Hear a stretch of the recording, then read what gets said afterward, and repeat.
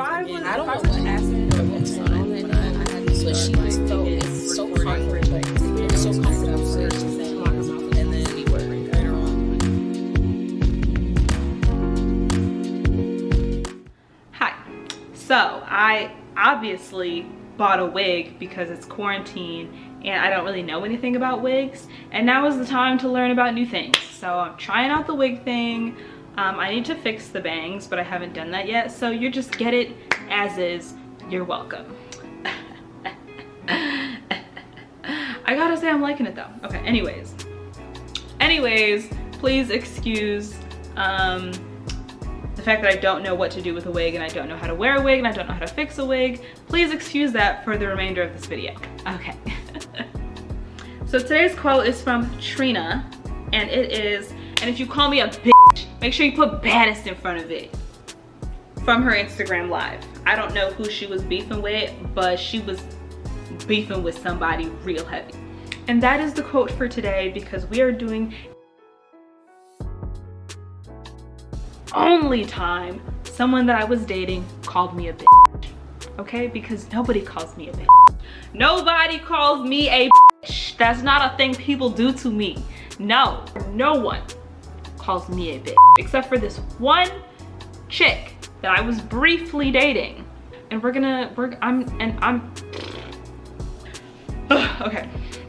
And I'm just gonna share that today because it was a situation. It was a situation. Okay, so I know I keep like touching it, like God.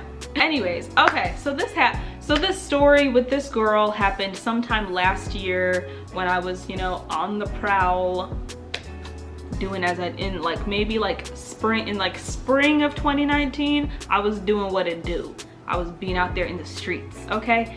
And I met this girl on Her, the dating app Her, and she wasn't my usual type. And I mean, most of the people that I date are not my usual type, because I don't only like my usual type, especially because my usual type is quite specific and I usually can't find it. So I am always open-minded to everyone. So we started dating, we went out, and also I use the term dating to say that we were like talking. Like we were talking and we were going on dates, sort of. You know, like I kind of use the word dating to mean like 4 different things, so sorry. We started talking and, you know, going out together. And, you know, I was having a great time. She was super sweet, she was super nice. She asked me about, you know, when the last time I was tested was, which I really appreciated. That is a mature thing to do, to ask someone when they last got tested. That's a mature thing to do. It was a bit presumptive, a bit ahead of time, but you know, I appreciated the sentiment. I did. Yeah, I appreciated the maturity of that. So a couple weeks go by, we're seeing each other, things have been chill, and then one fateful night, her friend is performing at a bar downtown, because her friend was a dancer and she was having a little show.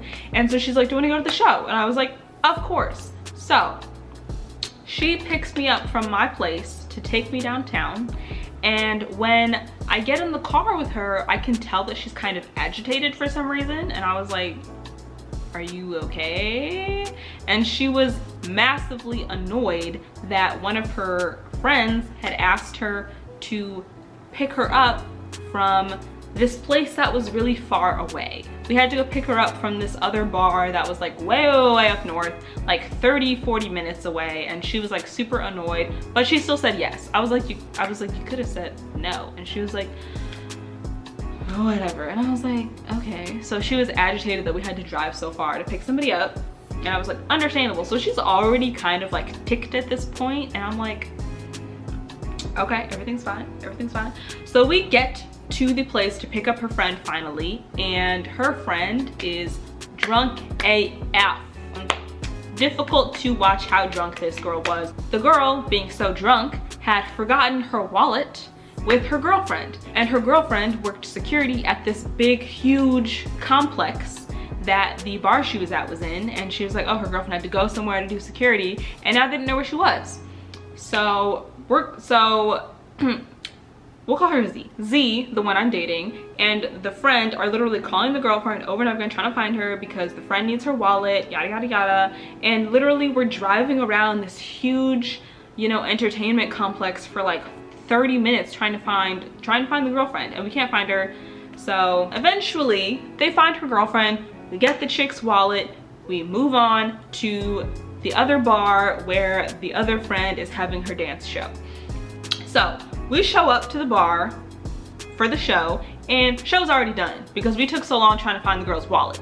And then we go inside, a couple minutes go by. I leave them for a couple minutes because I see I run into one of my other friends, and I leave them to go talk to her for a little bit. And then by the time I come back, everyone's mad at each other, and I'm like, I don't know what just happened. So Z is mad at the dance friend because she keeps bringing up her ex for some reason.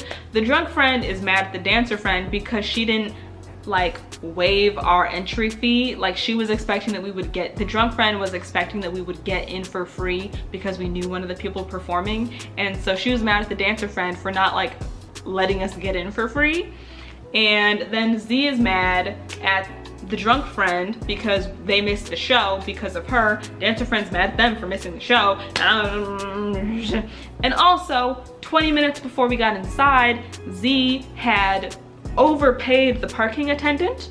She gave the guy 220s when it was supposed to be 120, and she didn't realize she gave him 220s. And then she realized it as we were walking away, and she went back to him and tried to tell him like, hey, I gave you 220s. And he was like, no, I didn't. And she was like, I gave you 220s. Yes, I did. And he was like, no, you didn't. You gave me 120. And that was, so she was pissed the off, threatening to beat his ass and everything. I was not getting that money back, is the moral of the story. So she was already also pissed off at that situation. So it was just a whole lot of tension just rising. And I left for 10 minutes and I came back and everybody was pissed the off at each other. And I was like, what happened? I was like, so I come back, and the friend that I was talking to was a stud friend, and I feel like that may have just set Z over the edge.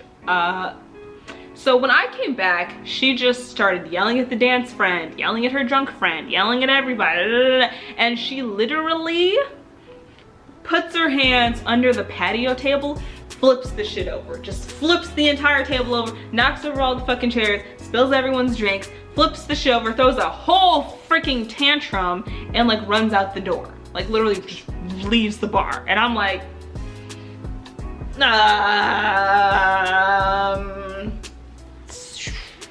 so I'm like, I'm not about to go chase after her and doing all that. Like, no. So I stay inside for a little bit, and the drunk friend goes out to find her, and I stay inside with the dancer friend.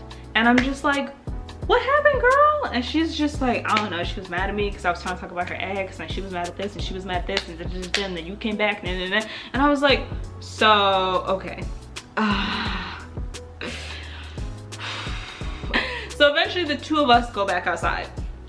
And the plan was for Z to drive me back home because she picked me up, and Z was also gonna drive the dance friend home.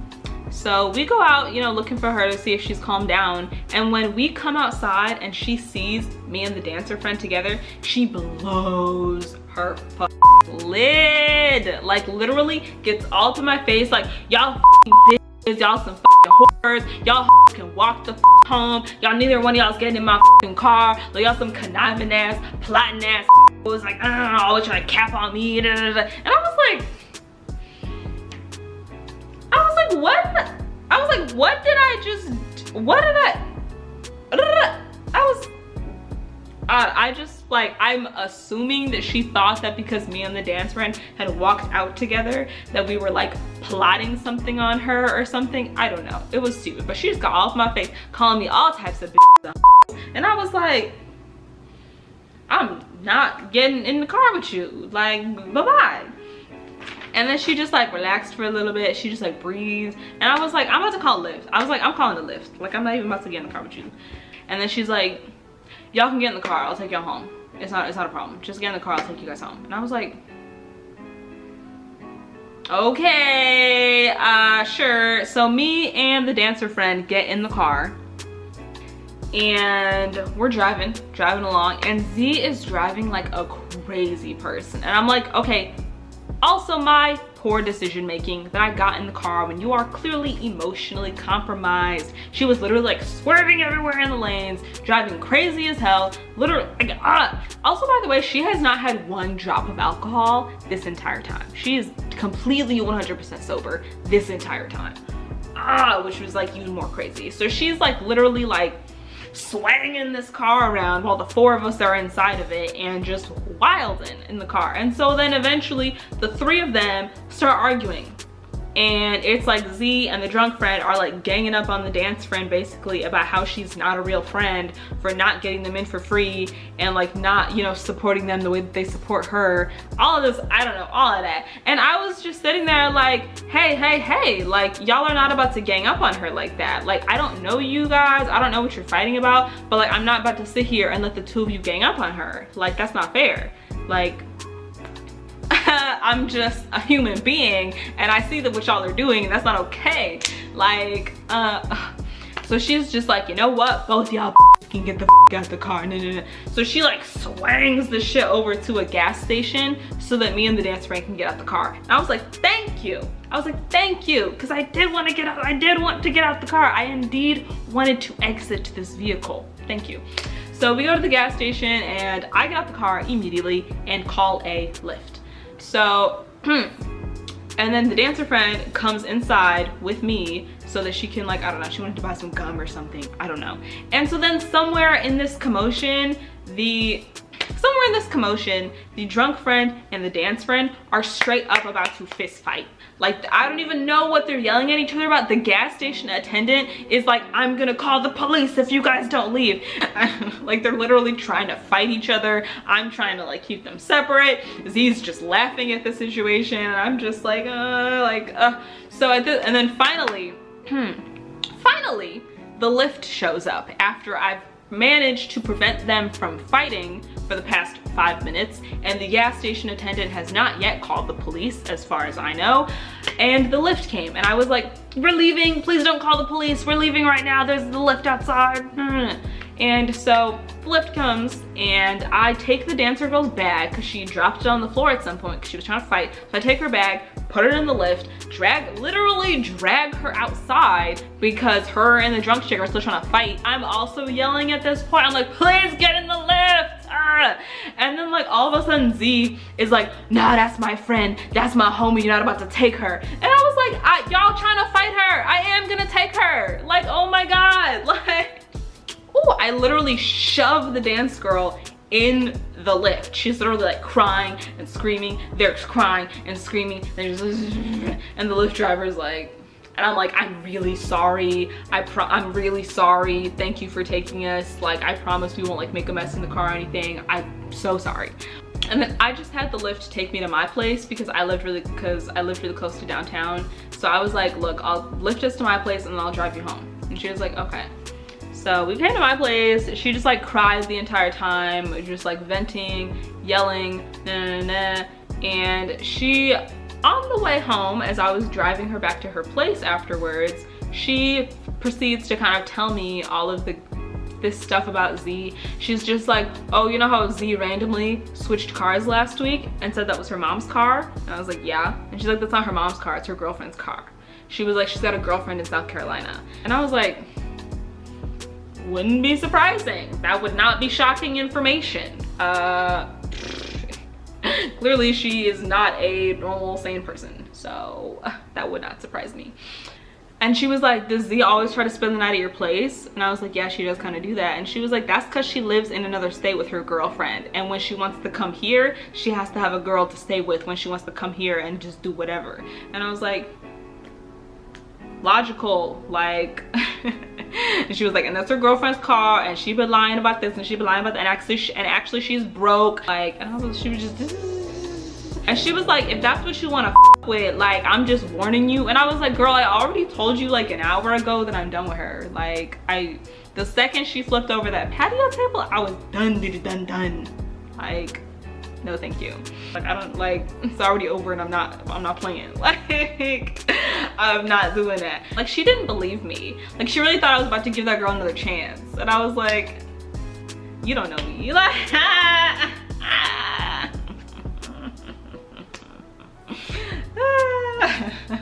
so I dropped the girl off, and while I'm on my way home, Z calls me. It's like 4 o'clock in the morning at this point, and she calls me basically just like, I'm so sorry. Just like, I thought that you and what's her face was like plotting on me because y'all walked out together, and I'm sorry, I didn't mean to have such an outburst like that. Literally, I'm so sorry. And I was just like, thank you for apologizing, but I'm not interested in dating someone who acts like that. And she was like, it was just like the situation. That wasn't me. It was just the situation. Like, that girl like riles me up. Like, it wasn't me. It was just the and I was like, I don't care what your excuse is. I'm not gonna date someone who acts like that. And she was like, it was just that one time. And I was like, we're over. We're done. Do not call me again. And she just like, and then she was like, I don't even know. She said something so petty and stupid. She was just like, well, I hope you stop falling around behind other people then. And then hung up. And I was like, I hope you get a grip. I hope you get a grip. Yeah, like, she really like tried to throw in that jab at me. And I was like, okay, cool. Like, I'm still rejecting you, homie. Like, you're not gonna get back with this. Like that is unacceptable to me. That is unacceptable to me. And don't you accept that either. If somebody gets mad at you and starts calling you all types of bitches and hoes, that's some disrespectful shit. Do not forgive them for that. Drop them. Drop it. Because it's just, if they cannot maintain composure while they are mad at you, they gonna do some dumb shit in the future if y'all get serious when they're mad at you. That's not some shit that you want. Like, you know, people really show their true colors when they're mad. So, yep, that was wild. Moral of the story is, stick to your type. Okay. No, that's not the moral of the story. And the moral of the story is, if you're gonna call me a bitch, make sure you put stealing your in front of it.